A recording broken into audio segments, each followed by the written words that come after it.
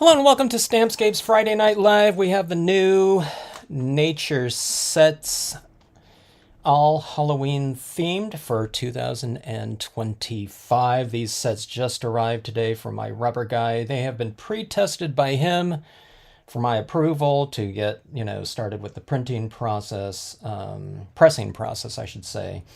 But I am going to test all of these once again, just after what happened to the whale set from the previous release, with some things that we just did not think to look for before that just happened for the first time like ever. But I want to test these out. But visually, they all look really good in terms of the rubber impression depth and detail, etc., etc. Okay, so that being said, there's a couple different styles of stamps here. Some are more of the silhouette variety, really solid colors and, or solid shapes, I should say. These ones are a little bit more open, so they're a lot more airy except for the night ghosts. And these ones are a little bit in between. We have the kind of open, airy types and a little bit more silhouette based, for darker compositions, these types of more solid silhouette style of stamps will stand out against kind of your darker and or kind of busier backgrounds. You say, well, what do you mean busier backgrounds? Well, some of the Halloween types of things, imagery, they're fun to use on different types of papers just from a thematic standpoint. So you get things like the vintage papers here that have that cool aged looking background on them. Sometimes they can have these textures and folds where it looks like there's folds in the paper. And if you stamp with a more kind of airy style of design, like a ghost like this on top of this printed area right here, that area is going to show right through the ghost, of course, but on a more solid silhouette-based imagery, that type of patterning that's already inherent in the surface that you're stamping on, these will stamp right over the top of it with no problem. You won't have things showing through imagery, okay? So we'll try this on a couple different types of papers. I'm just going to do this. I'm not going to put together a scene right now, so it's just like, in terms of watching this, it's probably going to be really boring because I'm just testing for any type of irregularities. And like I said, these aren't brand new because I told my rubber guy, I just said, hey, the set that you do the test prints in with, I said, just make that into a cling set, and then that will be the set that I'll use for my demo stamps, so less waste there. Hello, Linda, Cynthia, Sherry, Nicole, how are you? I made it back in time. I posted on the website, or on the not the website, but the channel. I said, I don't know if I'm going to be back in time, but I needed to get back before that rush hour traffic got crazy.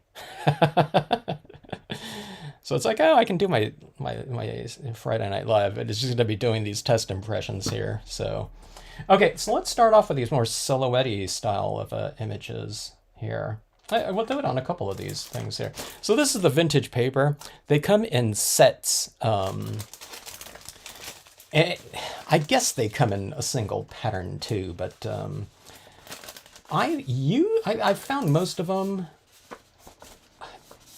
It's like on Amazon, that has everything, right? Or sometimes it's the only place that has them, has these types of things. I don't know.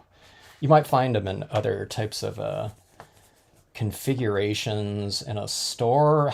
I don't know if like Staples or something like that carries it or not, but they might have a single pattern to it. But it seems like the vintage papers that I've seen on Amazon, I probably saw 10 different packs, and most of them are in like packs of 50 or 40 maybe, with 4 or 5 patterns and 10 sheets of each. Okay, so if you're looking for vintage papers, the ones that I'm going for are the ones that don't have too many really distinctive high contrast marks in it like this. Okay, so I go for the ones that are kind of a little bit more neutral with the darkest areas maybe being like a 30%, gray. So 0 being white and 100% being black. I don't want too many contrasts in here because we're stamping imagery over the top of it.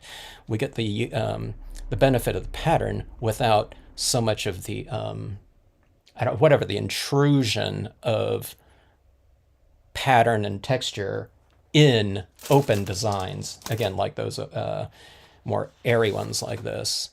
Color the ghost with a chalk or pastel pen. Yeah, you definitely could, Linda. As long as it's not in the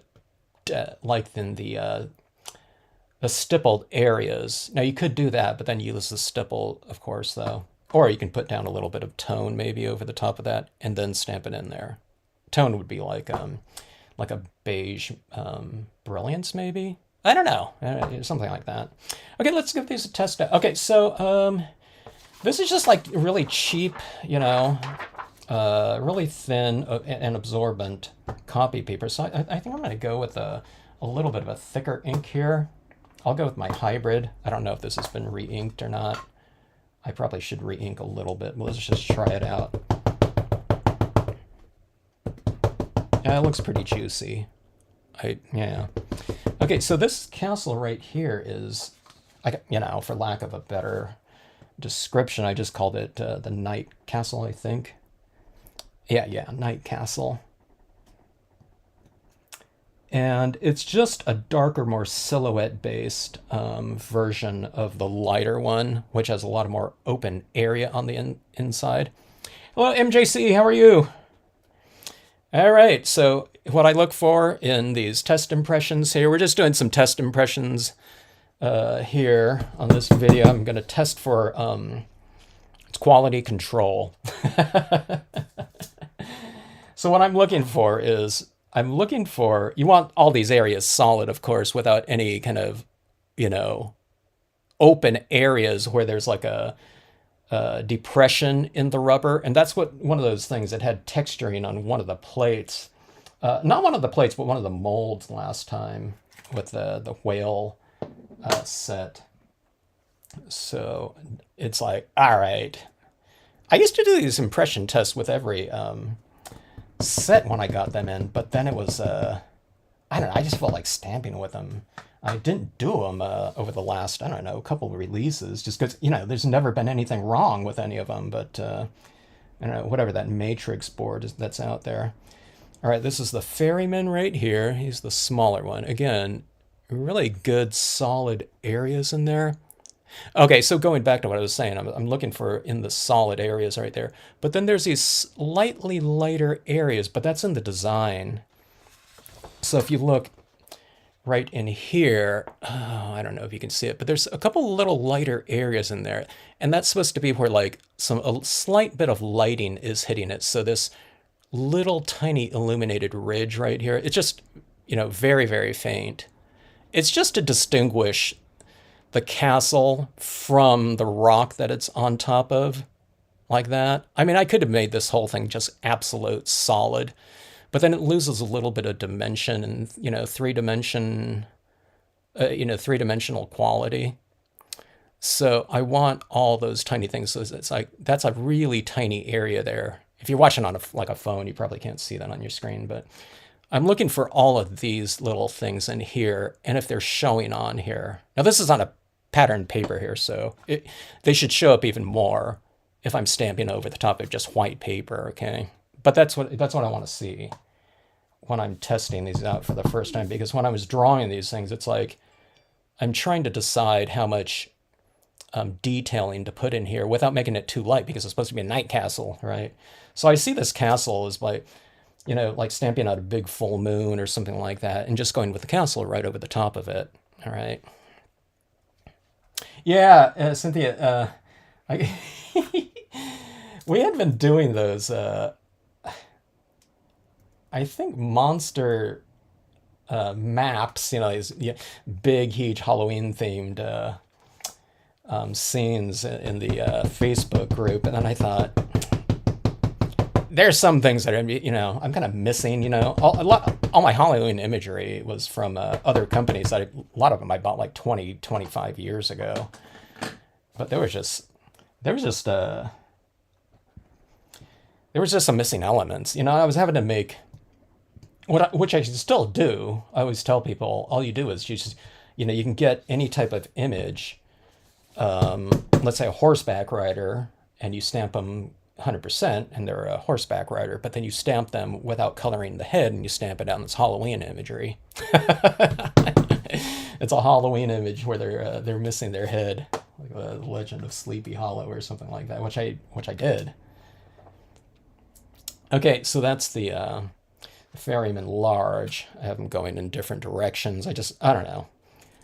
When I was doing a couple different sizes on other imagery, I was just doing it in the same direction, which I'll do sometimes still. Like if it's horses, I'll do a horse going one way, and then I do the smaller version, and I have it going the same way because a lot of times they're running in a you know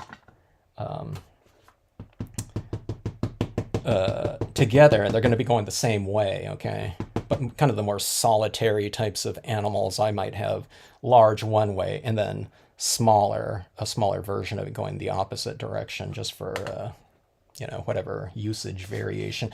Okay, I'm going to stamp out a couple of these at the same time just to save some time here.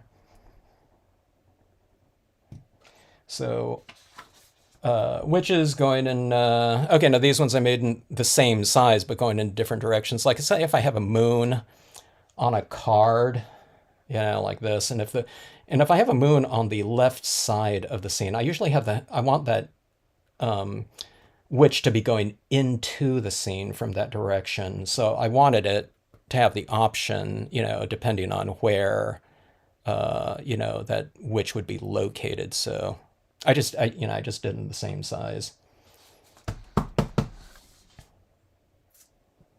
Although I say that, and then when I was looking up some different images of witches, there were like in one scene, I don't know, it was like I don't know, what do you call a group of witches?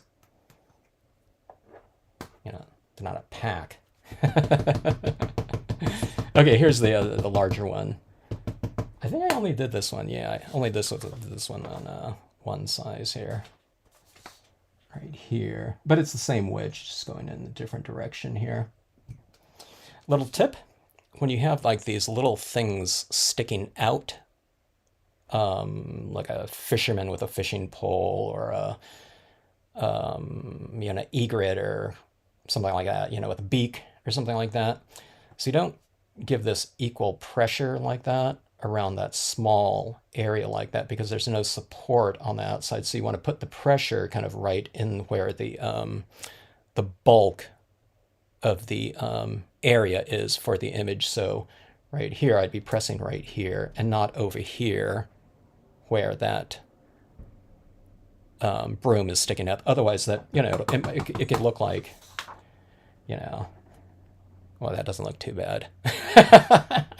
Let me just, I guess you can use a lot of pressure on this one. Maybe if it's stuck out a little bit longer, because it can get real. It'll go out because you'll be smashing down that rubber more, so it gets wider in its extremity a lot of times. I don't know. Apparently, this one's like foolproof here, which I knew would happen. No. I totally squashed that one. Maybe if you're doing it on like glossy cardstock, it could kind of splay out or whatever, or something like that. Hello, Zealous. Megan Ellis, how are you? Caroline, good to see you. Coven, yeah, thank you. That's what I love about these live streams. Everyone, whenever there's a question of, just about anything, someone will know the answer to that. I think it's someone, we were doing like glow in the darks or something like that one time, and someone knew like the, I don't know, whatever the properties of all that, what went into that. It was either that, was it that or the hologram? I don't know. I think it was the glow in the dark. All right, so more solid imagery. This little character right here, there's a few of them on this set here, but like these couples walking. I mean, it could be, I see them like in the foggy night. I don't see them like attacking each other or something like that. It's not like, I don't know, this guy could be like Jack the Ripper, but I want them underneath like those street lamps from the previous release. Or they could be walking up a road, to their castle or something like that, or something like that on a, whatever, a crimson, foggy night or something like that. That would be kind of fun. Cloaked figure. Could be ominous, or it could be, what is that, Strider from Lord of the Rings, maybe. What was the name of that pub that they saw him in the first time? All right, so here's my I wanted this little guy for a long time. I just finally got around to it, but, that Bigfoot there in the distance, that you always see in that, that's like 16 millimeter footage out in the distance. So I was mentioning in another video when I was showing people these designs like this, I did the whatever, those mythical images, Bigfoot and like Loch Ness, whatever, Nessie or whatever. I did them kind of smaller, because it's always, it's kind of harkening back to those images, those famous images of those things that are always like way in the distance, taken with whatever, who knows what type of camera. Well, the motion one was like probably 16 millimeter. All right, here we go. Another couple like that. I didn't realize when I was drawing these, it's like, okay, I have a lot of these couples here all of a sudden. I don't know. It's probably from having those sets of those street lamps. When I was using those street lamps from the previous release, I was thinking of all kinds of imagery that I really want with those. So I see these like, these types of figures like this. Remember the Exorcist, that whatever, the movie poster thing, it's always that guy underneath that street lamp. I can't think of any names right now for some reason. I just got back from a trip. Father something. All right, here's another figure here. We do need some buildings or something like that sometimes, so we can get kind of a cloaked, not a cloaked, but a dark figure kind of walking amongst the streets. Deanna Tubbs-Dio had a some sort of existing paper of like a, foggy urban street scene, and she just stamped a couple images right on there. I think her comment on Facebook was, all right, this was the fastest, easiest scene that I've ever done, or something like that. She just kind of stamped a couple images on there. I don't know if she added some shading to it afterwards or something like that, but it looked really cool. All right, this is my raven on that skull. Let me go for that second impression here. I need to get a little bit more ink up there. Okay, just testing here. I didn't put enough ink up there. See how it's a little bit lighter? That's the way it should be right there. And then I have that little bit of lighting on him, and he's got that little bit of lighting on that shoulder right there. So the lighting is kind of coming from this way, but I see this kind of raven like this with like a, a fun kind of visual dialogue would be to have like a moon over here. So you have, or a figure or something over here. So you can put this on that side. I don't know, I guess the skull's looking this way too, but the figure's kind of looking over here. So you can put like a figure against like a, like one of these figures walking up a road, and there's like a moon over here, but that you create this visual dialogue between things kind of looking at each other. And then those diagonals like that, they create visual movement in a scene. And diagonals create this dynamic as well, visual dynamics. And that's, what all of us are going after in scenes, right? Loch Ness Monster, yeah. Remember how big the Loch Ness Monster and things like that were in the 70s? There was always stories on like the Loch Ness Monster, Bigfoot, was it the Bermuda Triangle.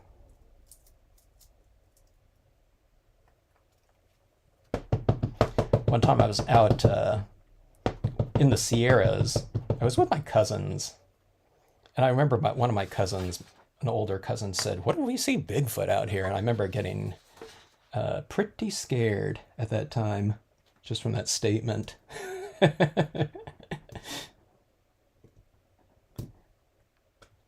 All right, large scene, a lot of solid area like that, but again, just a little bit of highlighting like that on the back just to create a little bit more volume and dimension to the scene or to the figure. All right, let's see here. Let's do a couple of these together. A couple small figures. I can never have enough of these small figures. I've realized. Okay, here we go. This one right here, I mean, I totally see her looking out at, some kind of mellow, whatever, romantic sunset or something like that. But then you put her in like a foggy kind of, whatever, night, with a, whatever, like a crimson holographic or something like that. Maybe it's a little bit more ominous. I don't know. Especially, if there's like a glow in the dark, whatever, full moon in the background or something like that. Spirit Halloween has now opened too, if you guys want to like get in the mood of that. Highlighting one side, yeah, as Lola said, I really like those solid images. Yeah, you can do that with the moon. Yeah, those highlights really can make a big difference, huh? With your whiter, paint or gel pens. It just brings so much dimension to something if you have when you put those highlights on things. And again, it's creating that visual dialogue. You have your source of light, and then you have that reflected light. So there's this dialogue that's happening. You have something in the scene that's reacting to another element in the scene like that. So I like to create that those types of visual dialogues as much as possible. Okay, so I like this girl so much. I really saw her as like walking down like a dark road or something like that. But the kids, like that, just an innocent kid or something like that. It really contrasts. It creates a strong contrast. I don't know, she could be, just an innocent little kid, or that could be, the thing that she could be the thing that you're running from too. So the thing about these, not all of these, but these silhouettes in here, most of them I kind of see like looking out, but one of the things when I'm drawing them though, if I put a lot of detail, if she's wearing a hoodie and I put a little bit of a detailing in the hoodie, like it's capturing the light, then it makes it where we're looking at the back of the figure. But if I do a little bit, it could be the shoulders, but then she could be like facing us, too. That would look a little bit more ominous to me. Or one of the things that we do, with like a paint pen, if you go on like this, and it kind of makes it kind of humorous in a way.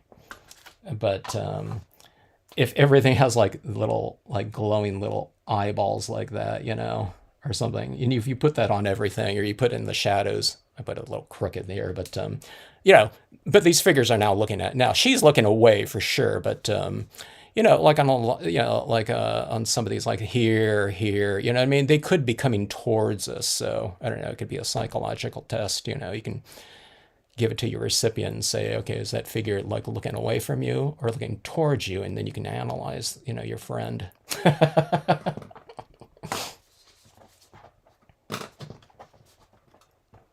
I'm joking, of course.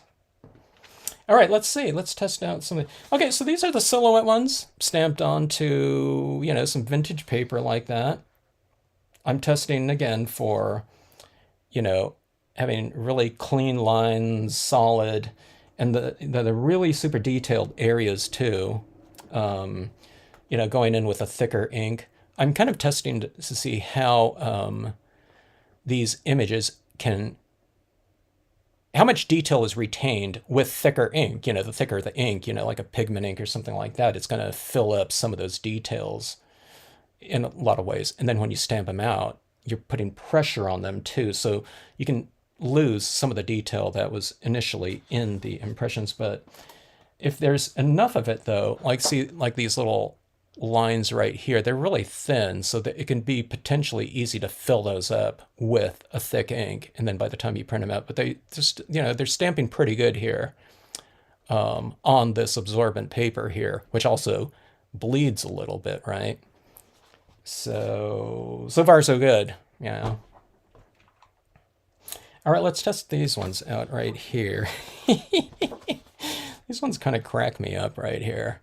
Like these little ghosts, or these like skull lanterns right here. So I imagine using these ones on, some darker cardstocks or darker background, and you stamp them over it, and then you bring out those, those eyes, with a paint pen. Or you can stamp them out first and just not color them all in. You can color them in, but leave the eyes a certain color. If you want like a warm tone light coming out of it, you can put, yellow in there, or put a yellow with a little bit of a orange around it or something like that, where it looks like it's kind of more glowing, kind of like, the lanterns like this. These are these little paper bag style lanterns, but you see how I color them in yellow, but then around on the perimeter I put that orange like that. So I think on the inside of these skulls like that, they could be pretty fun. You can have them in different sizes, kind of leading up into, along a road or path or something like that, with the smaller ones in the distance, or something of that sort. Let's get to stamping here. Less blabbing, more stamping here. I'll try some of these on, let me try this one here on the vintage paper. I'm using my hybrid ink right here. It's like in between like a water-based dye ink and a oil-based, I presume, pigment ink. They didn't even know what these were made out of. The Moon and the Maker that sells this one. Okay, testing again. I didn't need to test again, but... Okay, so more kind of ornamentation for our cemeteries, or you can put it wherever. It could be the subject matter of a piece. Wouldn't the light beams be cool coming down on that? Those crepuscular lights that we had with the white pigment ink. Cynthia's internet is messing up again. The Bigfoot in Loch Ness. She could be on her way to trick-or-treating. Yeah, that's right. Actually, one of the things that's fun about all this too, I mean, you can put this couple here with the little kid, or something like that. Or wouldn't it be fun to have like a living, whatever, I don't know if these are living couples or they could be ghosts from, whatever the past. I guess you can stamp them in whatever color. They can be translucent if you want to. But they can be like taking out like one of, a bunch of the little ghosts trick-or-treating too. I guess it doesn't only have to be ghosts. It could be a kid like, like Charlie Brown going trick-or-treating too. But I really like using a lot of the, we were talking about the monster maps with the Facebook. It's really fun to kind of, it's almost like, I'd consider it kind of clutter to have like so many figures in a scene. But I don't know, for like a Halloween, I really like, I think it's real festive and fun, when you kind of have a lot of these creatures and things like that in that Halloween setting. I don't know, I guess it's more festive that way. And then of course if you have one, maybe it's more ominous. So I don't know. You can have like these Halloween-y types of horror. Oh, I'm using the wrong thing. I switched inks all of here, and all of a sudden I'm using the memories here. My memories isn't as I was wondering why this was coming a little bit loose. This is a pad like from 20 years ago that I finally opened up. It's kind of dry too, so here, let me go back to my wetter hybrid here. Now this isn't like a, oops, when I was lifting that, this is my tack and peel right here. I don't have that plastic over it, so it's a little bit kind of sticky. So a wetter hybrid ink and a drier Memories ink on your absorbent vintage matte paper. Yeah, I'm with you there. Yeah, Stephen King novel. Yeah, with the little kid. I need to use those little kids off of what release was that? Was that the Halloween releases last year? It's those two kids looking up at the sky. I've seen that used by people in their scenes, and I need to use those more, like in a nighttime sky, like looking at the sky with a sense of amazement or whatever. There was that was it the Perseid meteor shower that just came through? I was going to try to do some shooting stars, maybe I thought about putting down a ruler. So imagine my hands are ruling. Well, I'll use this as a ruler. So doing something like this and putting a dot and then doing like a flick, so it's a little bit thicker. And then that's like a trail type of thing in a scene sometime. I thought maybe that'll do it. Because a lot of times those meteor showers, it's just this little thin little line going across the sky. But I thought that meteor shower kind of idea with those kids looking up would be a good pairing there. All right, let me do a couple of these at the same time here.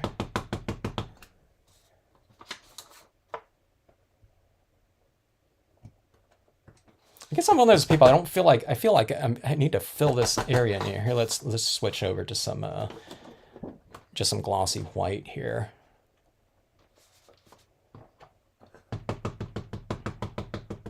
The hybrid ink on glossy, the hybrid's going to take a little bit more time to dry than your like Memories or oops, sorry. Okay, there we go. It's going to take a little bit more time to dry than your dye-based inks. Okay, just because they're thicker. Okay, these are a couple of really small images right here. Okay. That, but that one's another kind of angel, whatever, headstone. I love the uneven eyes on the girl. Oh. Yeah, it's a little bit skewed like that. She could be looking off on, she's looking off like up here. Maybe that's why I did it that way. So it's like if something comes uneven, of course, like that, you just kind of, throw a pen on there and redraw it. Or it's like, or you put something like over here on the side, and it's just kind of one of those decisions you make, that kind of comes up, and you do it out of necessity. All right, so these two are the same image. I just kind of have them facing, opposite directions. I would have this one's kind of looking in this way, and I would have this one really kind of up here, a little bit higher, so it's like they're the same thing, but this one's going back into the distance like that. And maybe I'd have like, this really bigger one like down here. So you can do this little corridor here too, or it could be this lawn or something like that. There's this place called the Huntington Library. It's not in Pasadena, but I've been there a bunch of times. But one of my favorite areas is this long, grassy, courtyard. But then it's flanked by all this, statuary. And I love walking down that area. It's a Huntington Library, but people go into libraries and the art collections, but it's really the botanical gardens that I really liked kind of walking around in, that I don't go to really anymore. Well, I don't live real close to it, but it used to be Huntington left it, I guess, for everyone to enjoy. So they used to have this suggested donation to enter. It was like suggested donation was like $7 per car entry, because he left enough money to just leave it for everyone. But then now it's like $50 a person to get in. Like, what happened? All right, so another girl like that in that white dress right there, kind of like this type of thing.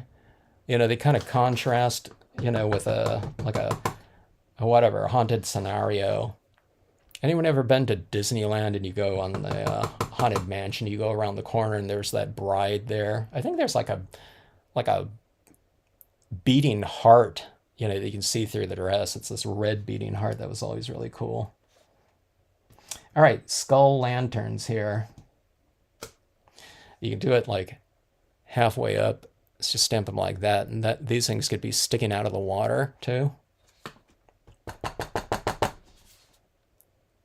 So when I was doing this one too, it was like, okay, how much detail do I put in there? I really want those teeth, but knowing that these are the things that have to be light, so I had to go kind of dark on it. So I wasn't quite sure how much darkness to put up here. I didn't want it to be like a silhouette because I still want it to look three-dimensional. But that was the thing that I kind of, I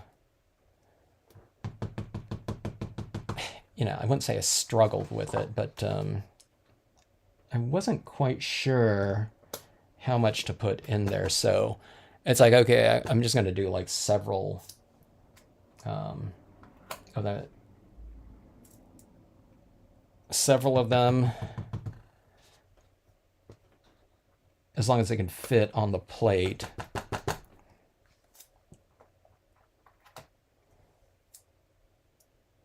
Because I don't really have a whole lot of things to reference in terms of if you're ever going to look up like skull lantern, human skull lantern, All right, so one like way back there in the distance or something like that. So again, there's your Halloween lawn ornament, or again floating on like a, I don't know. I don't have like a big water lily, but I don't know, you can put them on top of water or something like that. That would look kind of spooky. Or you do a reflection card. You can have these like on land, and you can have like the water right here, and you can have these things kind of reflecting down here in the water in the reflection card. And I guess it doesn't have to be a reflection card. It could be a,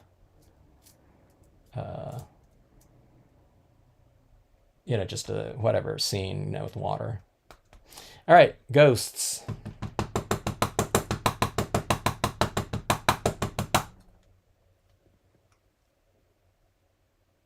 These are one of those things that I really I didn't have time to draw last year, but I thought, as far as Halloween types of things, I thought that is really something that I really needed, but there wasn't going to be room on the plates, and I needed enough, because I needed like a collection of little ghosts too. So, here's 6. Then I found that I can reverse it, and I thought those things like that with the glowing eyes against a darker background would look really good too. So I think I adjusted some of these sizes just so I can get these reverse ones into the mix. Okay, now this is the same size ghost right here. I mean the same image, but I've reversed it and changed the size. For your stamping pleasure. Options, right? We want options for all you guys when stamping. We need Halloween, compositional. We need compositional, whatever, freedom here. And just the more types of sizes and direction, the better. All right, so that's a little ghost, and he's carrying this little lantern right there.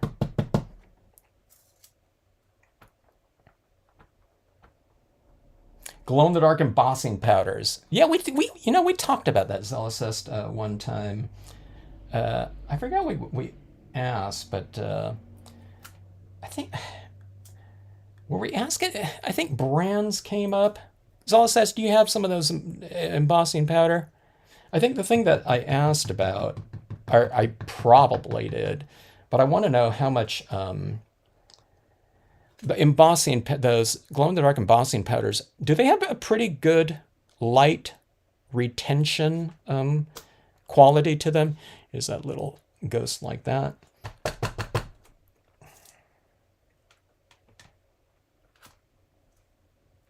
I have the glow in the dark paint too, which I'm not using too much. It works great with like a black light, but it doesn't retain very much light. So when I expose it to light, and this is the smaller little lantern right here, you almost can't even tell what he has. But the thing is, if you put a little bit of yellow on that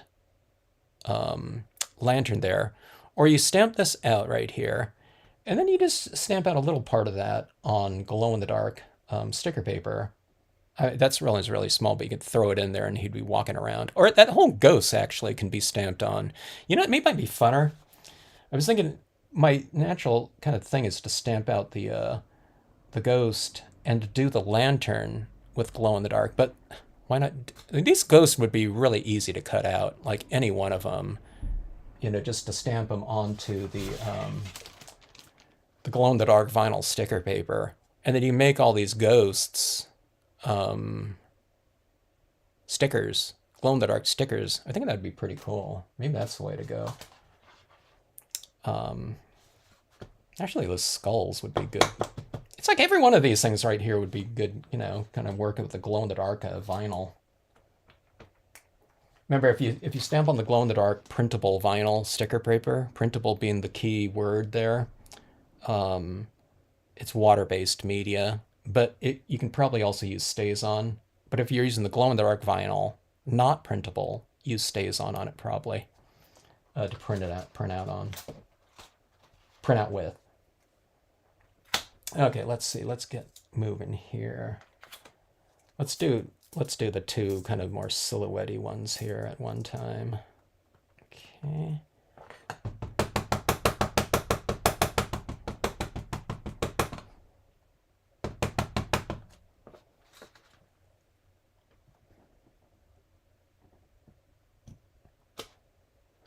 All right. Okay, I'm looking down here.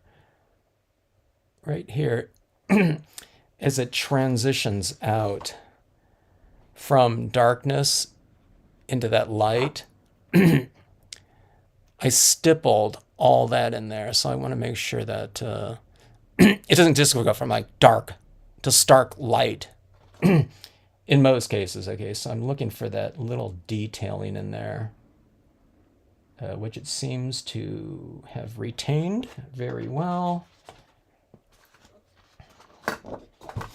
And, you know, this ink here, too, is... Actually, I'm still using the Moon in the Maker. Let's see. Let's try the...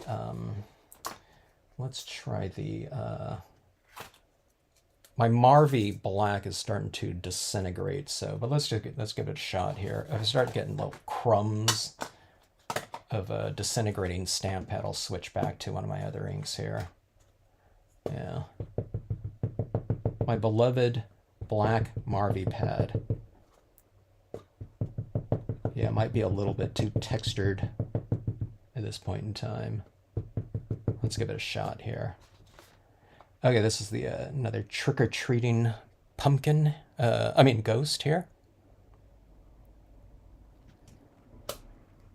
Yeah, it looks pretty good. Let's see, there's a guy that does cool collage. So amazing with the people's looking to collage items. Collage is fun, huh? When was it? I remember at one time that became kind of the main theme of, not the main theme, but like one of the big kind of trends in stamping. We're talking going way back, but I always loved collage. I wasn't doing it, and in, my own scenic stamping. But I guess that's where I see, I mean, it's not collage, but when I'm using like a ton of figures in a large scene, whatever, half, full page to like 11 by 17, I almost feel like I'm doing collage in some ways. I mean, it's not, it's just more, it's just a bigger, whatever scene. But, when you kind of get, when you don't have, when you're not sticking to, whatever Western perspective and scale and everything like that, and everything's just, stamped wherever, it feels more collagey to me, which I, really like, because it's bringing in kind of a different element into my line, at least, with the scenic stamping. I mean, it's all, you don't have to abide by scale and everything like that, but usually we're kind of referencing a little bit of whatever realism, you know, we're oscillating between kind of, whatever the real we're referencing, and then you're kind of making it surreal in many ways just by whatever colors and stuff like that. But in terms of perspective and things like that, I mean, I usually don't have like a little, you know, tiny canoeist here or something like that, in the lighthouse right here. You know what I mean? It would, you'd be saying certain things are a certain size. But then again, like I said, with the Halloween, it seems like you can kind of throw everything out the door because the whole thing is kind of fantasy based, based on the imagery used.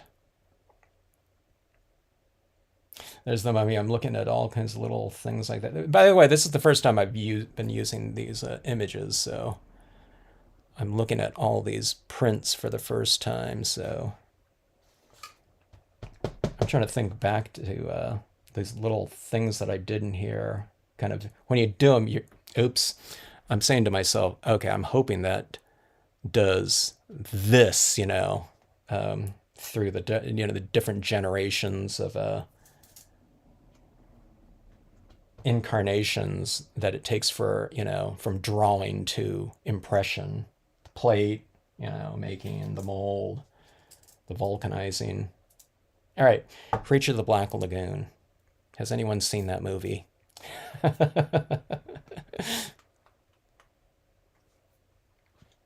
All right, let's see here. This black pad has really had it here.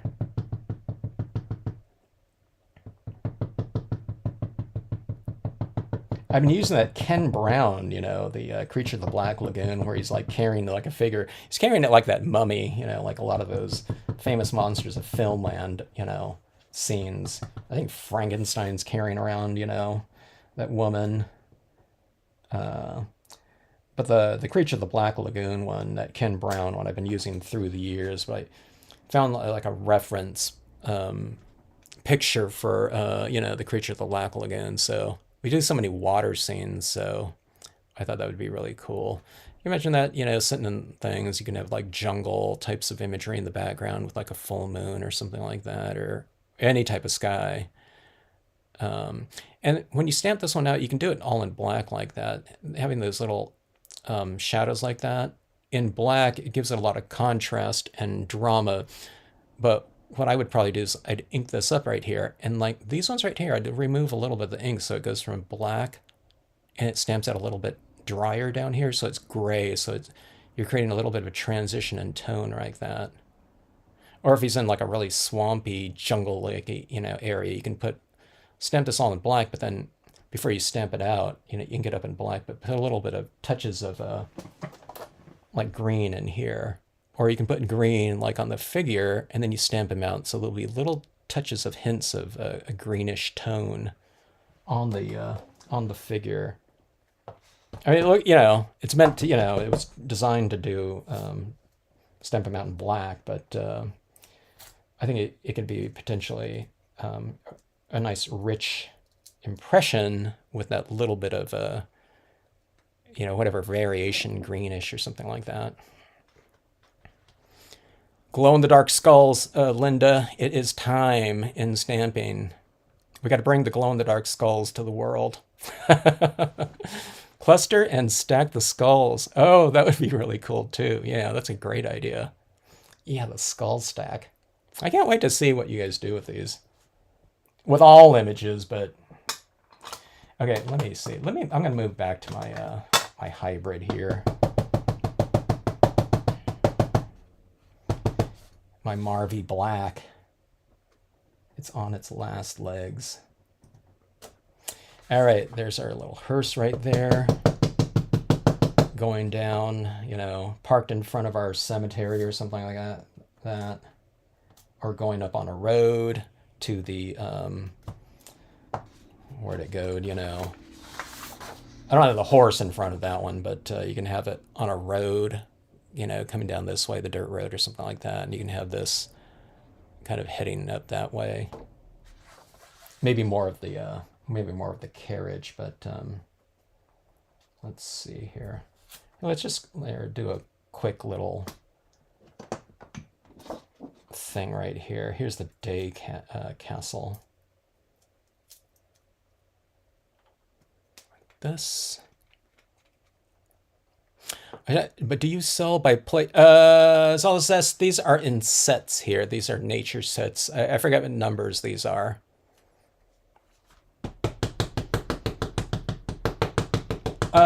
Images up to,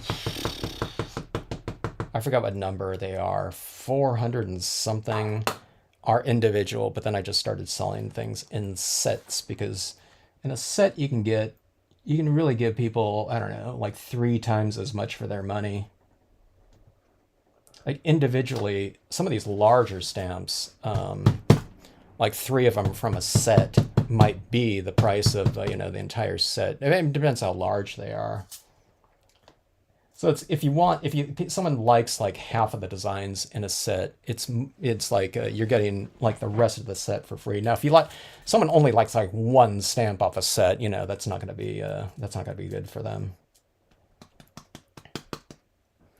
Like I only want like that skull, you know what I mean? Not a good, you know, purchasing option for them. All right, spooky trees, like that. Now, if the tree comes out well in the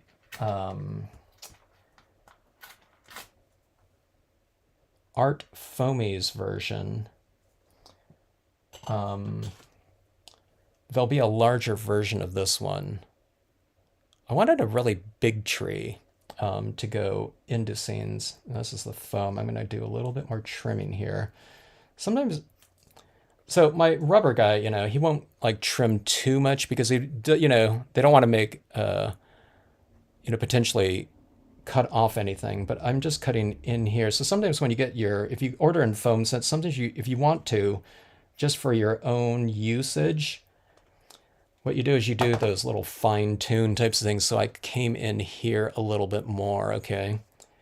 Because they're doing it with a scroll saw, so they don't want to undercut anything or get too close to anything. They want to get close enough, but like in here, you know, when I'm using this thing like a lot of times, you know, I'll be using it a lot, I think, over the years. So if I just take, you know, whatever, 3 seconds to trim that out, I know I won't be over printing some area multiple times. And I just kind of take care of that from the very beginning. So this one's a fairly large tree here, but I really wanted a bigger one, you know, so we're talking about like doing some large scenes sometimes. Full page or something like that. And if you really want a really good kind of to have perspective on something, sometimes having things in like 3 different sizes is good.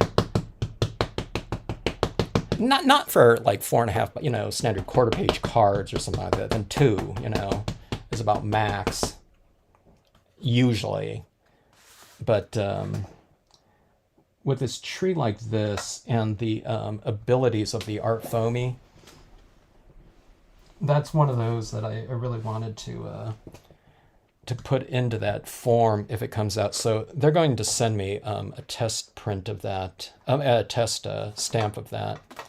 Okay, do you see that right there? That is, where is that? That's right there. I have a little piece of lint or something on that, so let me get that right there. It's right there. There's like a little piece of dust there.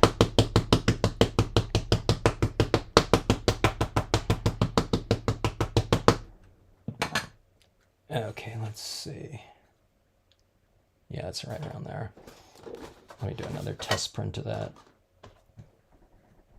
Just to double check.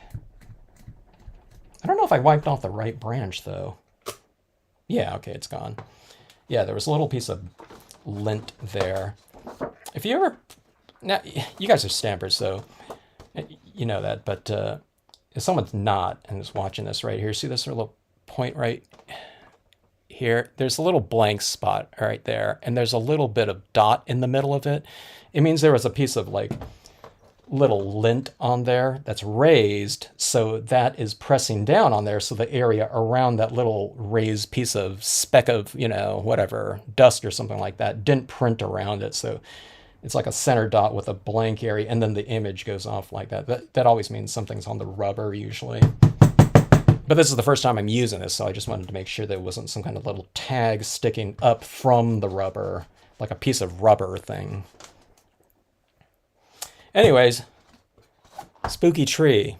You add some little, you know, green leaves to it and, you know, white and pink blossoms, and it's not spooky anymore. It's like, you know, you can use it as a springtime type of tree. Okay, so I'm just doing this little scenario right here. So you go like this, this, and then, you know, if there was like a bigger art foamy version, you know, I'd have more space down here in the card, but I'd do like this. So I'd have kind of larger, medium, you know, smaller, and then smallest like that. So you go like this, kind of this thing going like this. So you're creating these like zigzag vertical lines leading us into that space like that. And you can stamp out like the dirt road in here would work in here, or you know, something like that, the windy road. And you can do that. You can flank the road with these types of trees too. Okay, so let's see.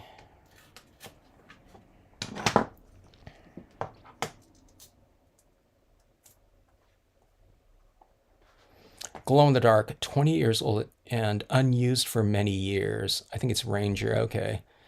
I guess that's one of the things you can do is you don't have to do it, but, you know, charge up the bottle of it. If it's on like a bottle, you know, charge it up under the light and then just flip off the light and see if it has a pretty strong glow to it. I would imagine since it's embossing powder, it's going to be going on fairly thick, you know, because it's, you know, it's that powder that's built up like that. So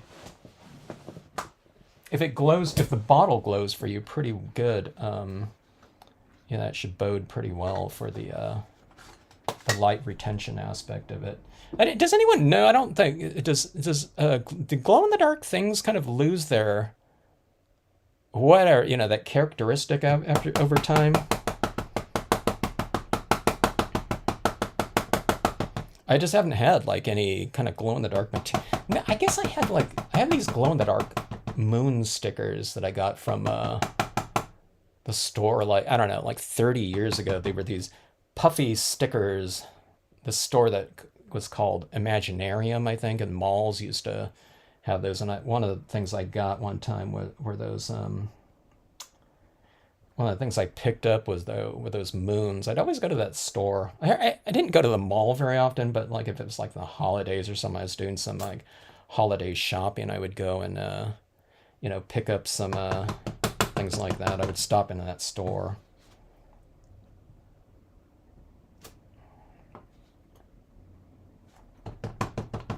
I'm not pressing like the lower portion of that. There we go.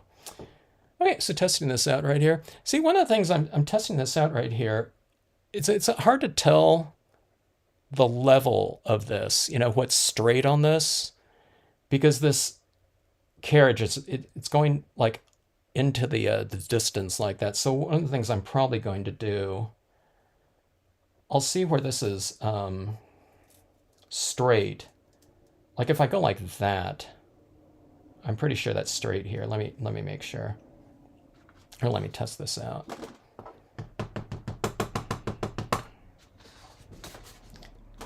Okay, now I'm just going to line up the bottom of this paper with the bottom of my acrylic block. Or if you use like a stamp positioner or something like that, like a Misty or a Tim Holtz thing. Yeah, that's about right there. What I'm going to do is on the back of this sometime, I'm just going to put some kind of line like that that's parallel with the bottom of this.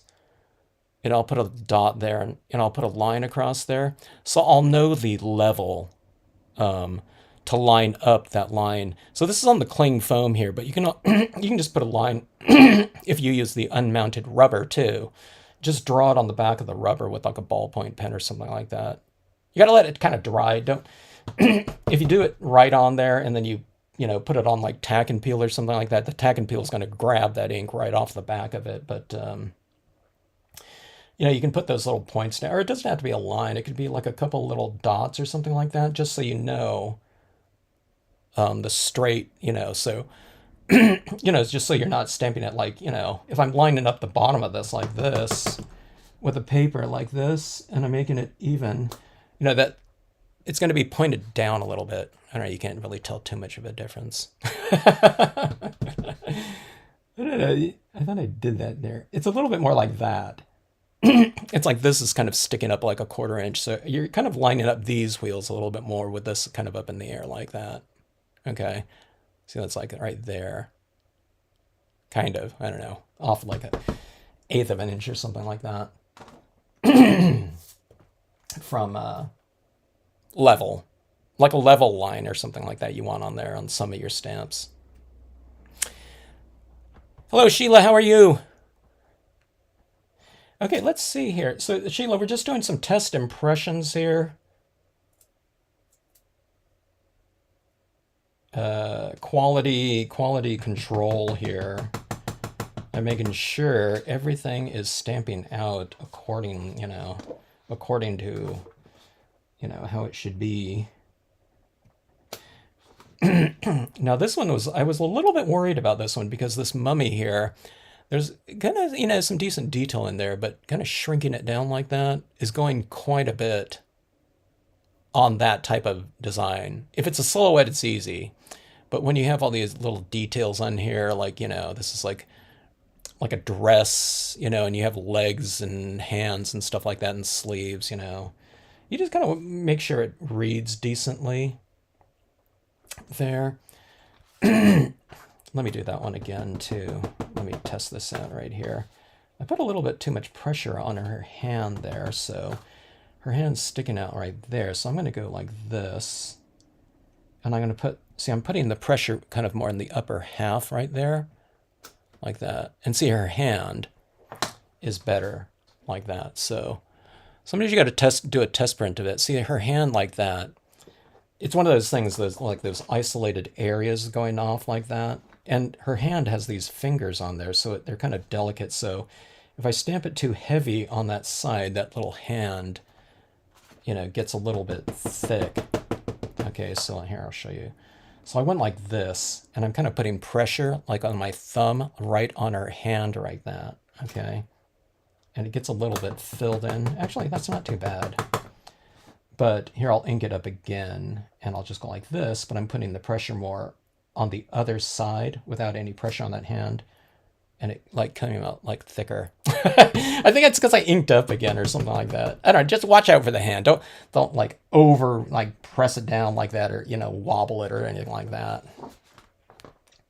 I mean, that's not too bad, It's like I have this one called Fisherman that has this rod sticking out like that, and it's like a full inch. So if you put a lot of pressure on it, it widens out, and the rod kind of like flares out at the end with this big, thick, like, I don't know, it's like a,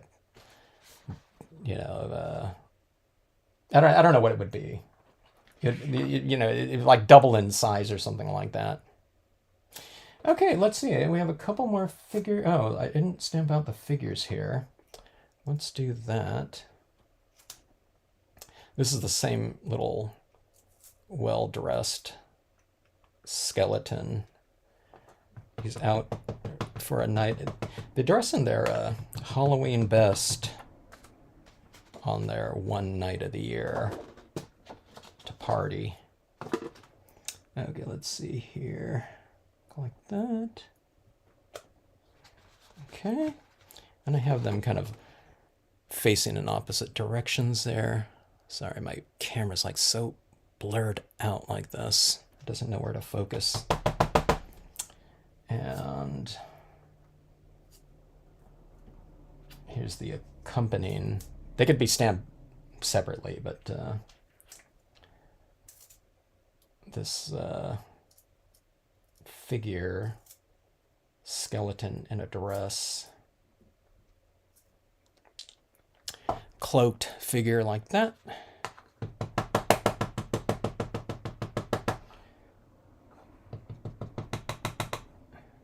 Okay, there we go. Might be a little bit too much ink. All right, so like that. Actually, let me see here.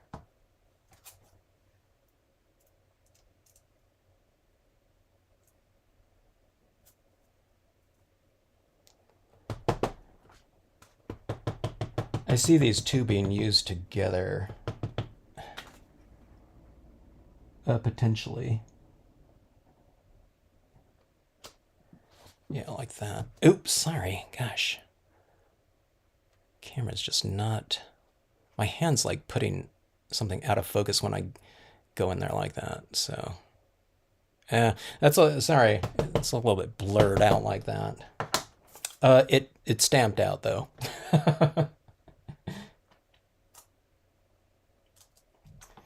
All right, so did I miss anything here? We got the day castle. Those figures like that. We got our skulls and skull stack. As who was going to do that there? I forgot who already. That skull stack would be a great idea. In fact, I'm going to try that skull stack here. You would do it, you would stamp these out individually, but here I don't want to take too much of your guys' time here. Let's see, let's put this bigger one on like that. Let's go like this. There's going to be space in between because I'm stamping them all together at the same time. Like that. You can go like that and put a little, like a candle up on top here. This is just a test of that skull stack kind of concept, if that's what I understood correctly. I saw skull and stack together, and you sent my mind, buzzing like that. You can get kind of the gist of it, but yeah, I would start off with the base one and then stamp the bigger one on top of it and the other one on top. But you shouldn't have to like mask off at all, I don't think, because it's just, I put a really thin layer up there. Because when I stamp this out, a lot of times, okay, so if there's a moon up there or something like that, I would use like my white pen up here, and I'd probably remove that line, where they did that, whatever that, call that lineless stamping or whatever you call it. Like that, but yeah, that's cool right there with those different lines. You can do it like a couple of them flanking, like some kind of a pathway or something like that, making for like a really welcoming type of entrance way.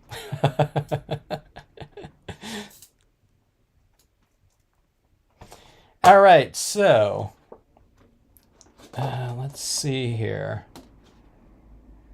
I'm going to, for those that have ordered these items, I'm going to start preparing those orders for shipment, but give me a little bit of time on that. I would normally get them out tomorrow, but I'm going to go in and like visually inspect every stamp on these initial orders, there's not going to be there shouldn't be any type of problem in terms of inherent in the mold or anything like that, because these ones all look fine, but I'm going to visually inspect just to make sure that there's no kind of anomaly with them this time.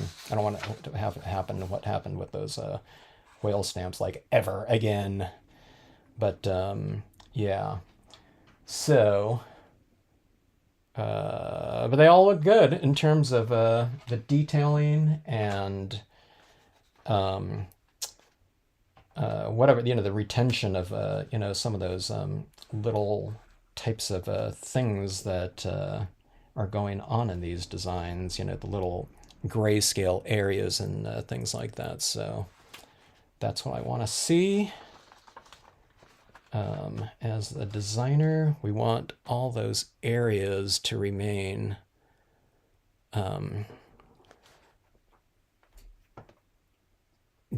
detail. What is going on with my camera here today?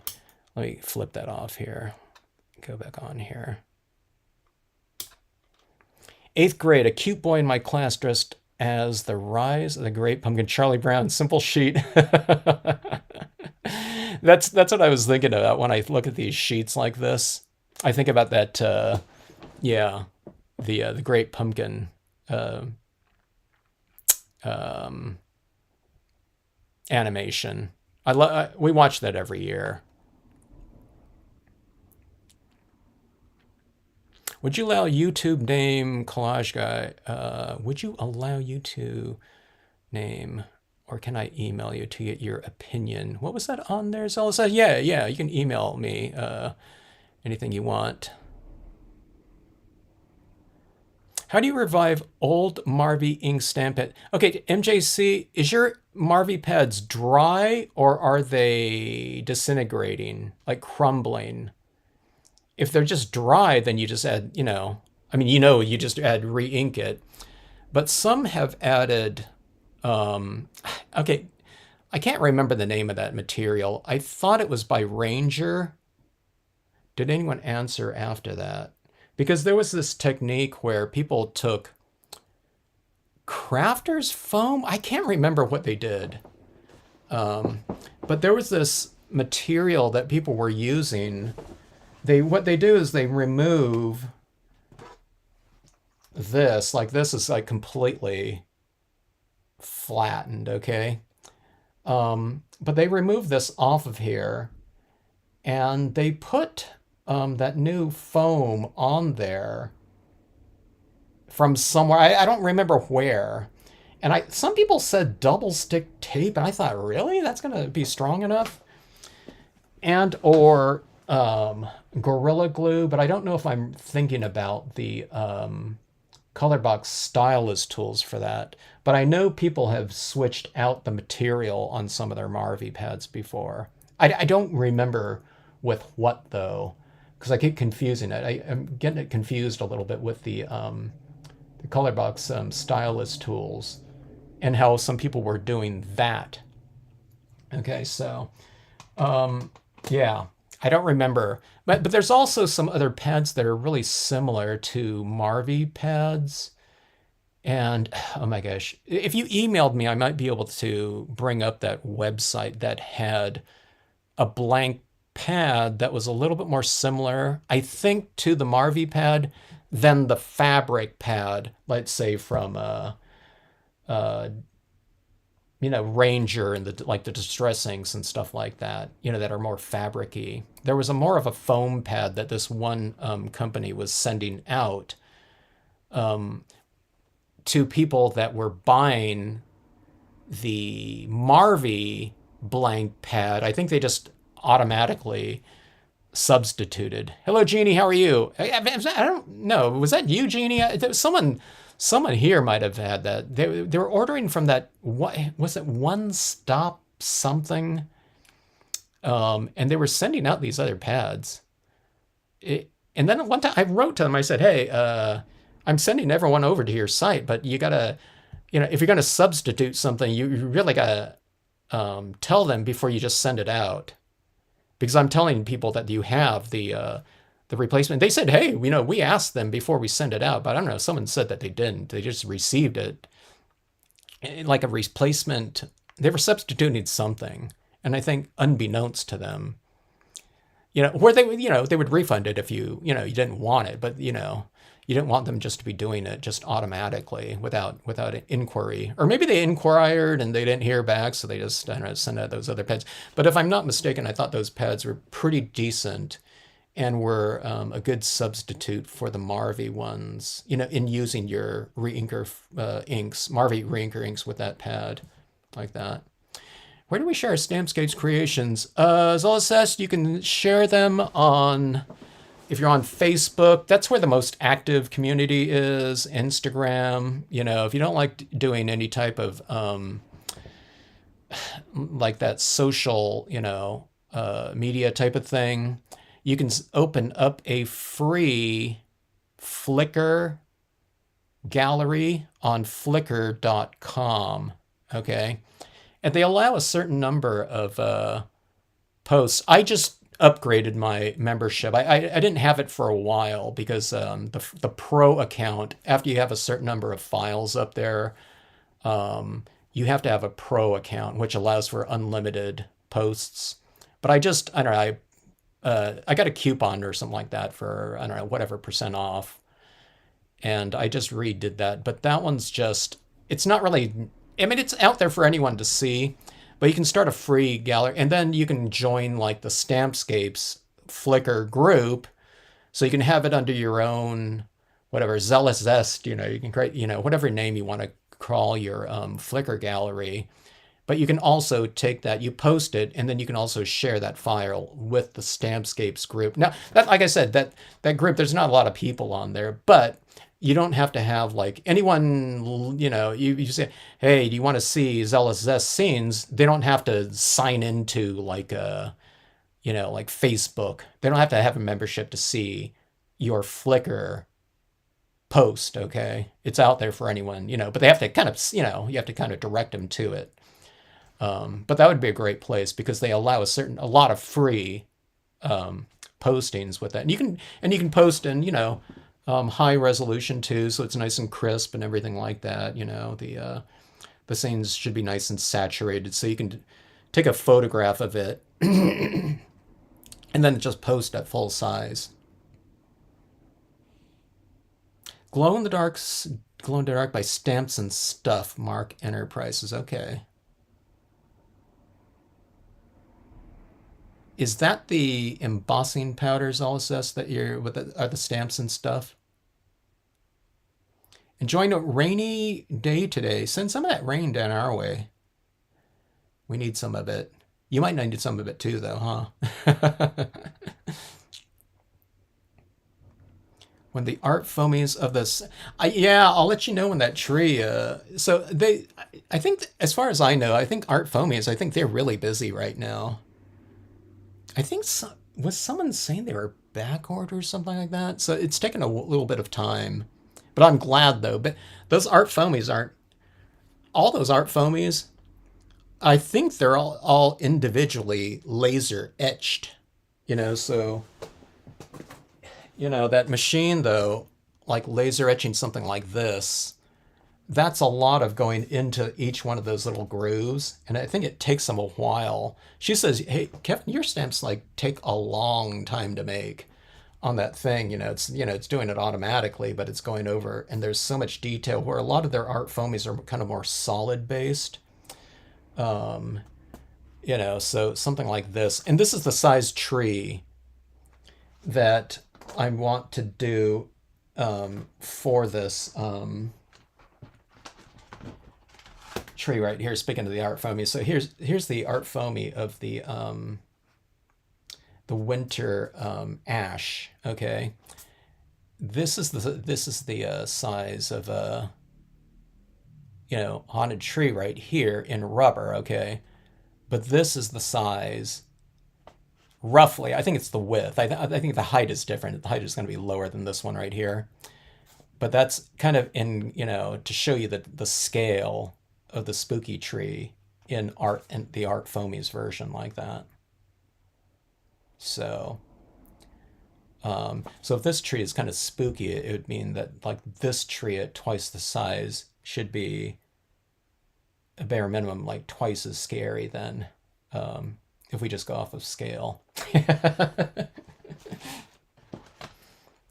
But yeah, I'll put out an announcement, or I'll show you guys, when I get that in. When I get it in, it's for me to test out, so I'll test it out here on one of the like the live streams probably. I have two stamps that I'm going to be testing it. One of them's the cloud stamp too. The cloud stamp's just this kind of theoretical. I mentioned it before, but that'll be something else that I'm testing. I'm really hoping that cloud works, because if it does, it's going to make stamping certain types of clouds on certain types of media or surfaces a lot faster to do. Mainly, I'm thinking about metallics and things like that, but the reverse kind of cloud in a couple different sizes should be really helpful in terms of whatever. They just to expedite certain looks, that may take a while. I'm doing it with a torn paper towel and stuff like that. It takes a little bit of time, but if this works in theory, I don't know. I think it will cut down the time by, I don't know. It's like on the cloud portion, it might cut down the time by, I don't know, 80% or something like that if it works. I don't know if it will though. I'd have to see how that art foamy works with like white pigment ink or something like that type of thing with one side of the cloud. Okay, Ranger has discontinued that material. Okay, yeah, that's what I thought. Was it called Crafter's Foam or something like that? People just not carrying that stuff anymore. There's certain types of materials that are really good. And I don't know, it was just too specialized a thing, I guess. It's like a lot of these pads of mine, that Marvy one, that Marvy pad lasted like 30 years. So if I was to use that material for that purpose, it's like, okay, we got this material, but if your things are lasting like decades, then if that was I don't think that was the main thing that people were using, that was designed for, but, to replace your actual pad material. But I don't know. It sure made those types of kind of more specialized materials sure were helpful at the time. Yeah, Zealous S has a catalog from 1997. Yeah, you can share it on the Rubber Stamp History group. Sure. Yeah, absolutely. That is 1997. That sure is history. It'd be like that's like a vintage now, huh? In terms of like rubber stamping, at least. It's interesting to see stamps coming up on eBay and things like that. So even like 10 years ago, you see these descriptions of stamps, not just my stamps, but those are the ones that pop up on my feed or whatever. But it's like vintage stamp by Stampscapes.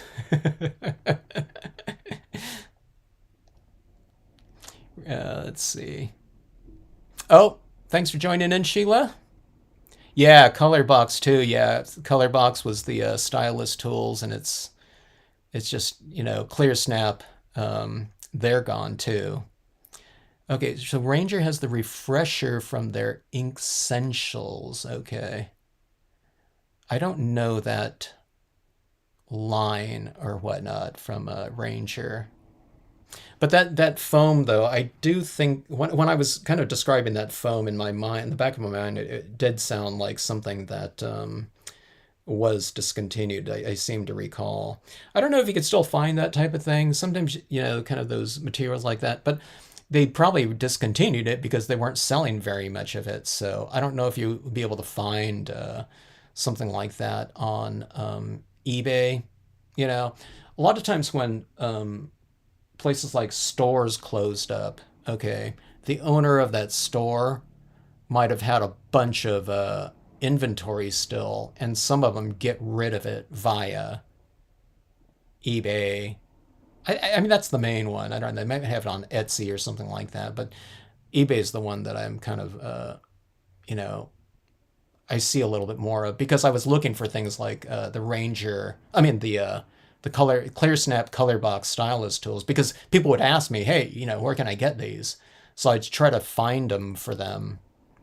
And so I'd see like something come up, and it would, if it was a brand new thing, and there might have been three or four of them or something like that. Sometimes I'd look and see. You click on that link that says "See sellers other items," and they got like a big inventory. And when I see that, and most of the things are new, to me, it says farmer stamp store or scrapbooking store or something like that. So you might be okay. So long-winded thing. You might be able to find the things like those crafter foams on eBay if you do a search on it. I don't know. It might be too late if it's been gone for quite a few years, but I did see those color box stylus tools on eBay for quite some time, and now it's much harder to find, of course. For ink pads on watercolor paper, anyone have any suggestions for MJC there? Someone here would have a much better kind of idea for that.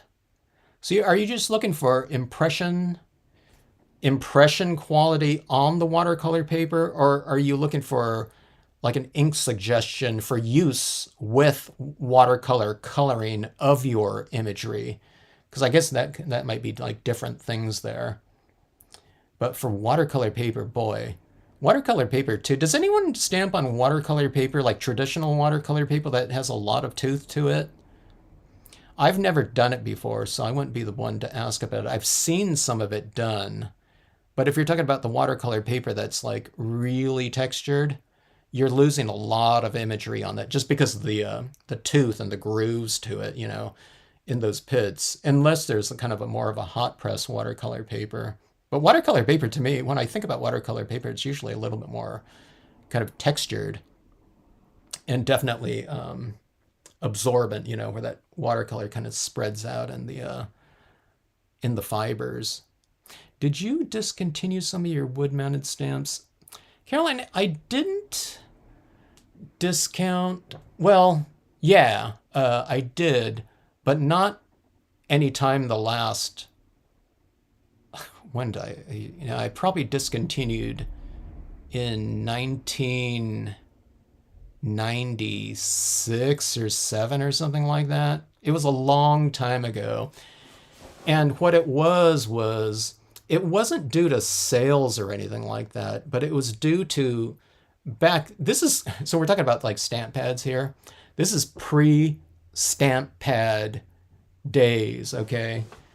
They didn't have stamp pads. So when we were inking up all of our stamps with Marvy ink pens, like a black ink pen, and if I was inking up something like this, I'm coloring in like this, not with 2 pens, but with one, coloring in like that.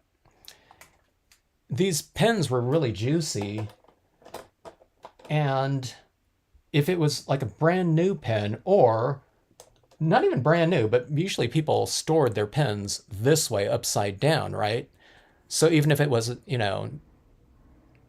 medium, whatever, inked up pen, it was always super juicy in the tips. So in the second sizes of some of my stamps, where I did a large size and a small size, the smaller size, the details got really condensed into a smaller area. So my dots like this on the larger one, but then when you reduce it down, all those dots get like that. So if we were inking up with the ink pen, and if they were using a really super juicy ink pen, which a lot of people were, it was puddling up in those tighter details like that.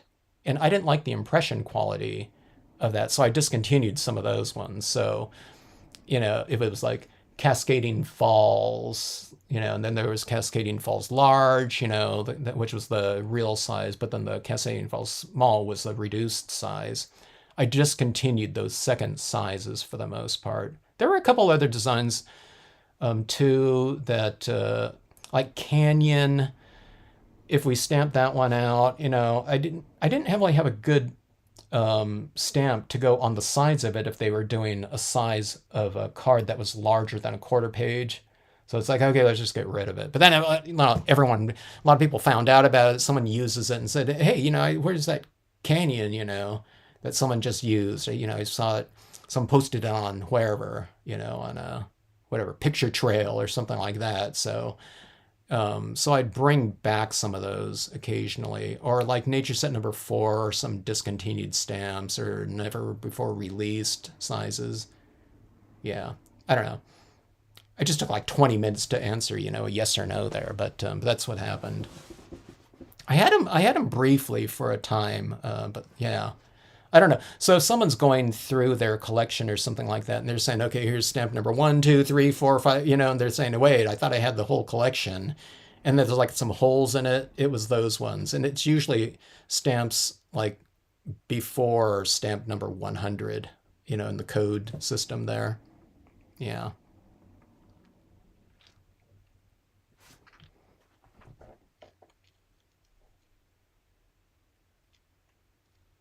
Okay, so impression quality. Yeah, yeah. What ink pads would people use for watercolor paper?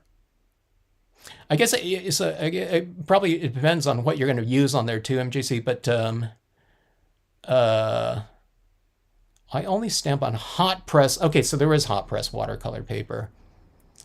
Okay, so yeah. So so for me, just in theory, I haven't used watercolor paper. I don't think. I would probably would everyone go with a little bit of a thicker ink, like a VersaFine Clair or something like that, just because it's going to be more absorbent, right? Watercolor paper, it's going to be really absorbent, right? Because it's absorbing all that water. So, and it's going to be absorbent too. So maybe the VersaFine Clair would be good. Okay, so the Ranger Archival, waterproof, permanent, and acid free. Okay, you haven't tried it on there. As well as this, does that archival ink, is that kind of how thick is it in relation to like dye-based ink? Is it a little bit thicker than your dye-based ink, or is it maybe even thinner because it's waterproof? Is it more along the lines of like a um, like a solvent ink or something like that? Certain stamps be ordered if they are not in. Oh, can certain stamps be ordered if they are not in the wood mounted section? Caroline, when you're looking up stamps by code, title, or anything, um, there's a pull down menu. When you click on a certain stamp, there's a pull down menu, and it'll say it's usually defaulting to unmounted, okay, just the rubber only. And then if you pull down, it's the wood mounted option if that stamp is available wood mounted, okay? And the individual stamps, I forgot what number it goes through. It's 400 and something, okay? A lot of the stamps over the last couple years are in set form only, though. I think with the Mystic imagery, that was the last time I did individual stamps. But yeah, like any stamps from 1 to 400 and something can be ordered individually. That's what a lot of people do.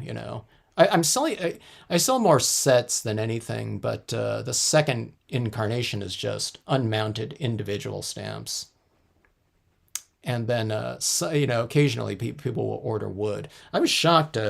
Like last month, I got a lot of orders for wood. When I say a lot, that's relatively speaking, because you don't get too many people, but there's still some people that really love wood. And the wood mounted stamps run 1 through 312, I think it is. But again, they're available individually in unmounted form too. So yeah, just not the more recent sets, which are set only. Okay, like dye, not pigment, I'd say crisp. Okay, very good. Over or under other stamping or backgrounds. Okay, got it. Yeah, I don't know. Yeah. Uh, I don't know if you might be able to look up something like that too. Say something like best stamping inks for watercolor paper or something like that. There might be someone's blog, that'll come up or something like that. Or like on YouTube here. I haven't looked at anything like this recently. It's probably been 5 years or something like that. But there's a lot of different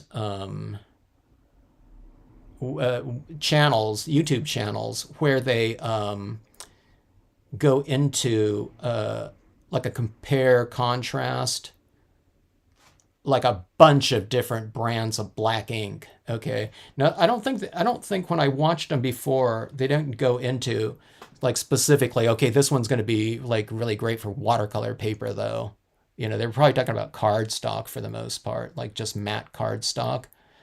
But you can test some of those out, and they might mention on some of those. There might be some more updated versions of it, and there's so many different there's so much different content out there on YouTube these days that some of them might go into inks, on watercolor paper. Or you can say type in something like watercolor paper and stamping, and then see what someone is using on that paper, and you can see, I don't know, watch like two or three of them, just the beginning of it, and you can see if there's like seems to be a consensus out there in terms of the best inks that people have found um, for that type of paper or usage. Yeah. I don't, and it would be on a great place to pose that type of question too would be on places like Stamp Junkies on Facebook. You would probably get, with that type of question, you'd probably get 50 answers or something. Not 50 different answers, but, people would, you know, um, chime in. Everyone loves talking about inks and stuff like that, especially if they're kind of, you know, people had questions about that themselves when they were doing that. So yeah, everyone's like really eager to help people out on well, just stamping, and stampers in general. I always love helping out there. Unfortunately, with this one, I can't help out at all. But you got some ideas here, though. How bad is hot and humid weather for wood-mounted rubber stamps? How bad is hot and humid weather? Uh, I don't know. I so I know people in, like Arizona, and I don't think I've ever heard like Ken Pesho or anything mention anything about like rubber stamps. I've wondered though about clear stamps though, because they just don't last as long in general. Um, and I could imagine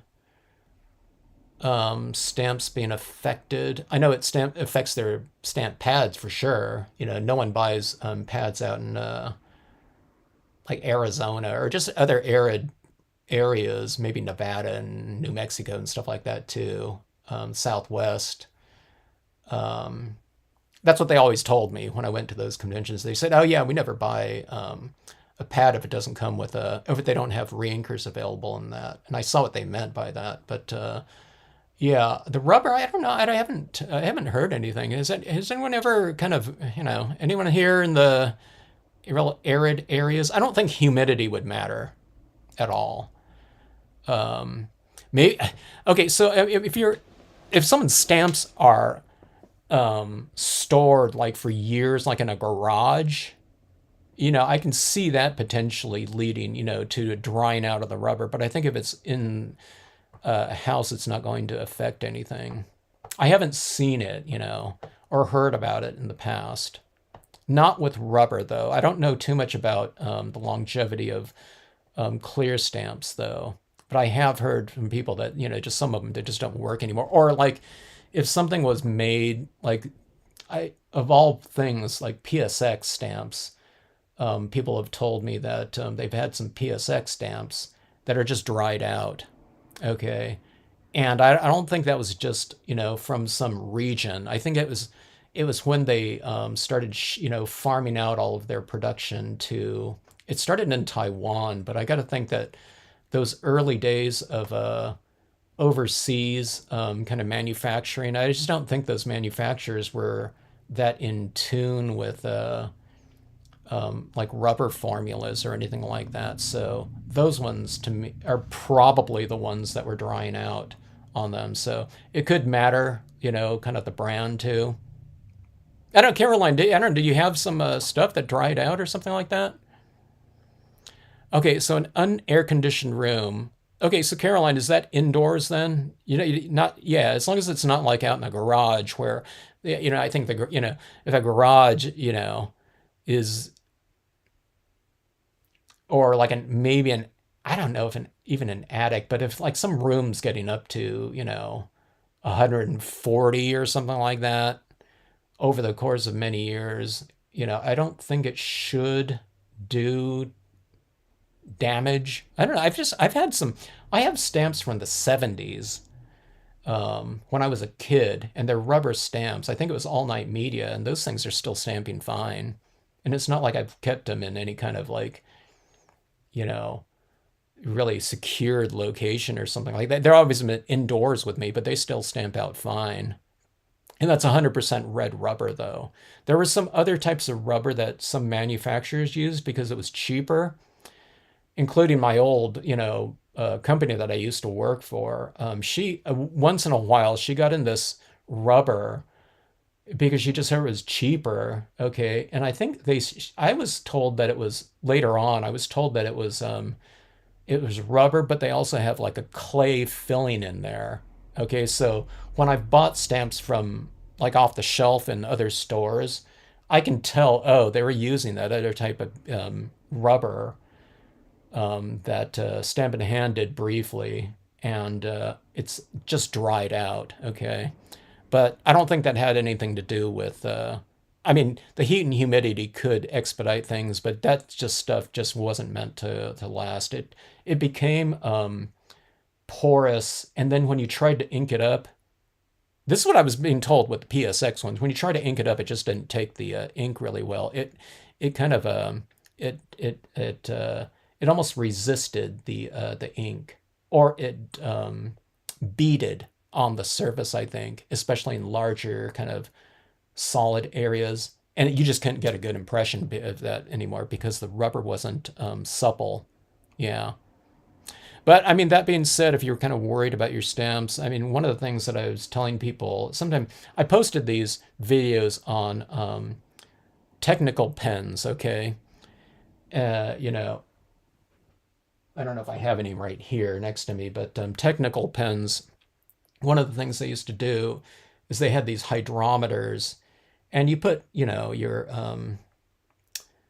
pens in that with a little bit of a damp sponge, and you put this cap on it. But you can just do the same type of thing with anything. You can put stamp pads in there if you're not going to use it for a while or something like that. And you can put like not a soaking sponge or something like that, but just a little bit of dampness and put it in there and ziplock it, like that. So I don't know if anyone's going to take the time to do that, but you can kind of keep the little bit of the moisture up. I think the aridness would be the thing. I don't think the humidity would be too much of a factor. But yeah, don't store it in some kind of like area that's going to be super dry and super hot, like again like a garage, which I don't know. Sometimes stamps too. If someone picks them up at a garage sale, some of those types of things, it might have been sitting out in someone's garage in storage for a long time. So maybe if you're picking it up in whatever, Michigan, it's fine. But if you're buying them, from a location that was in, I keep saying Arizona because I went out to the convention out there in Mesa for several years in a row. And I just saw how fast my inks were drying out there. So I don't know. If it was really arid, it could affect things potentially. I've had clear stamps that went icky. Okay, Christy. Okay, yeah. What happened then? And how fast did the stamps get like that? Because I've heard about that, but I've never really asked people kind of the time frame, or is it going to be the same maybe for different manufacturers? And I thought there was a couple different types of clear stamps too, right? But yeah. But that's what I've heard. I've heard that it just kind of breaks down after a while. The thing about rubber, though, it's kind of almost like anything. It's a natural material, as opposed to like a chem one. So, I definitely think there's a place for clear stamps. That got a lot of people into stamping, as clear stamps. But, if people want to use, a certain one for a long, extended period of time, I just wasn't quite sure how long they were going to work. But yeah, yeah, that's the thing with rubber, and especially again, it's the 100% red rubber. And there's different colors of red rubber. They just call it red rubber because it's 100% rubber material. But I found those ones to be. I've never had a problem with any of like my stamps, and I've been using some of my stamps. Some of my stamps that are from like 30 years ago that I'm still using, and and then I have other stamps that I bought personally, like in the early 90s or something like that from other companies when I was working for a Stamp in the Hand company. I'd go to the conventions and some of those. So, but again, and then I go back to that one set that I had as a kid, like from the early 70s or mid 70s or something like that. And I tested that out and it was still good. And I think I was using some sort of like industrial ink stamp pad with those ones too that came with a set back then.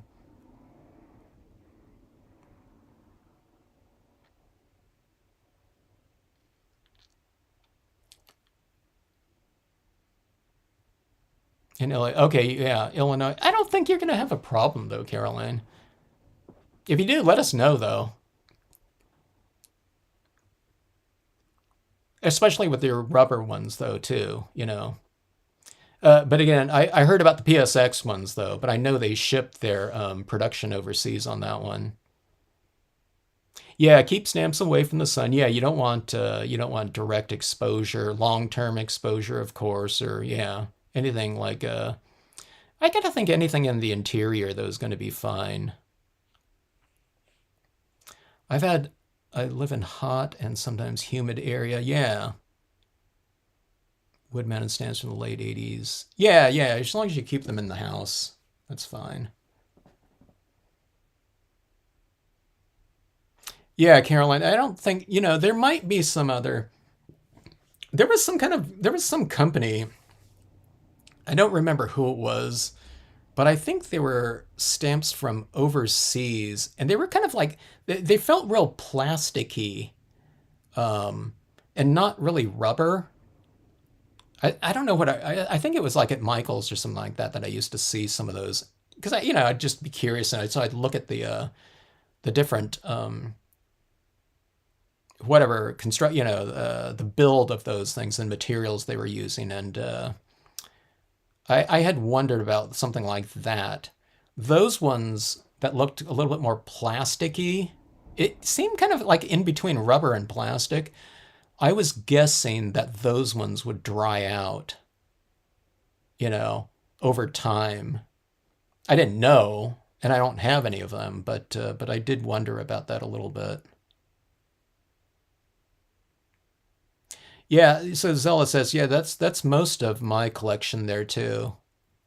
I was working at a Stamp in the Hand from 1987, so we would go to the shows, but I won't have time to. I'd go to the shows with a Stamp in the Hand, and but I didn't have time to shop most of the time. So sometimes I don't know. After doing that for a few years, sometimes I would go and buy things before the show started because I'd be working in the booth, um, and then you would never get out of the booth, once the show started. So, but some of my stamps are, yeah, from the early 90s or something like that. And then I started buying some other stamps at Viva Las Vegas Stamps because he had a lot of stamps from, I don't know, he would do consignment sometimes. So some of his friends might have had like 5,000 rubber stamps or something like that. And they're getting rid of their collection. So they'd take it to the store.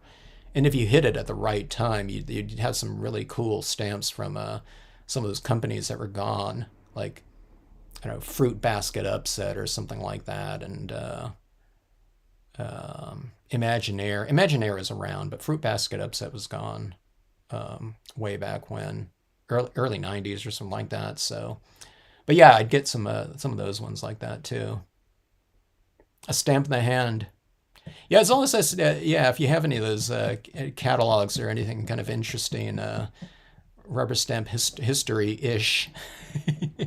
Take a photograph it and yeah, put it on that rubber stamp history there.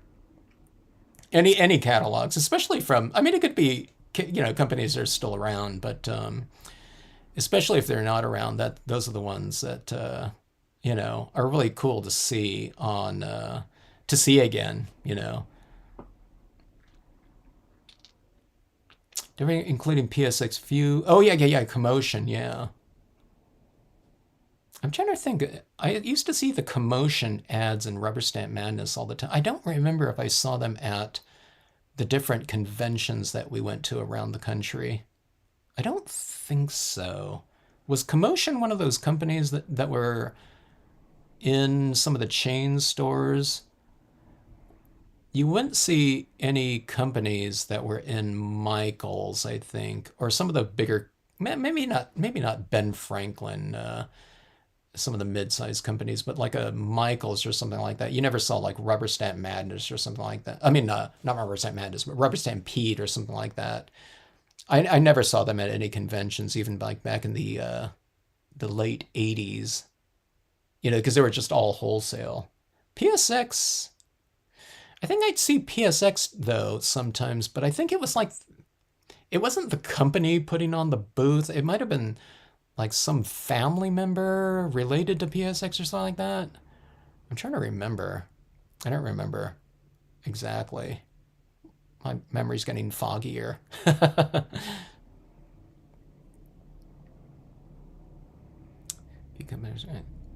Yeah.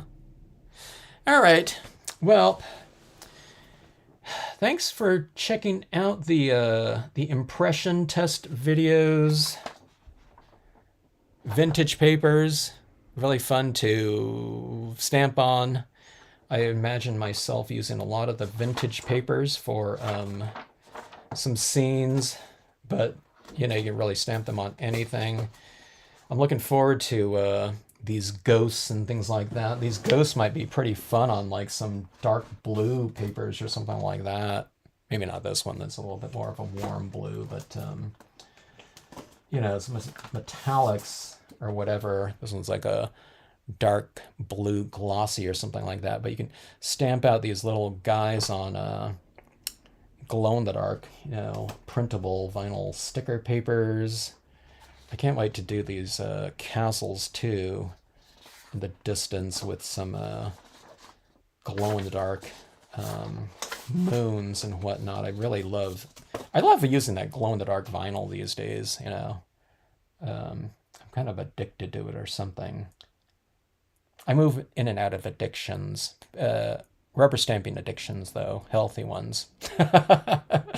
So it's like the metallic, the holographics and stuff like that, or the printable holographics, and then the glow in the dark.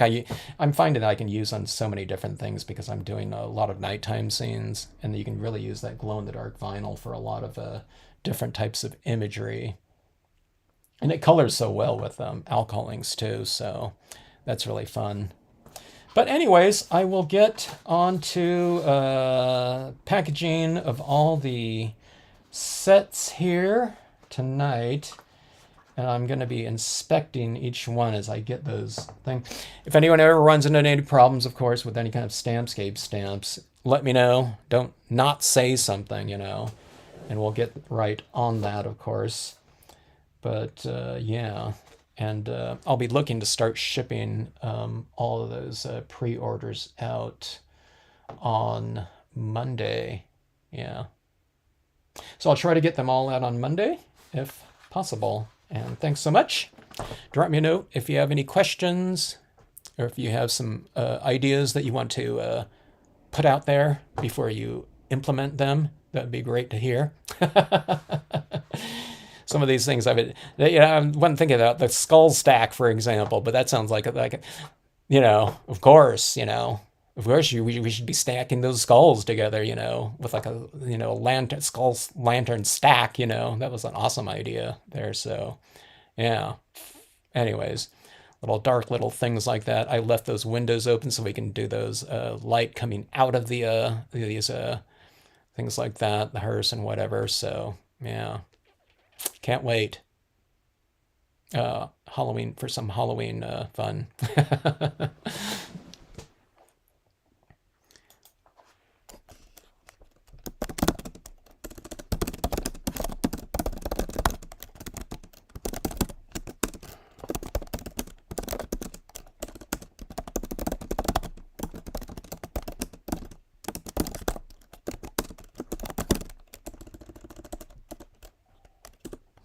All right, everyone, have a great rest of evening and weekend here.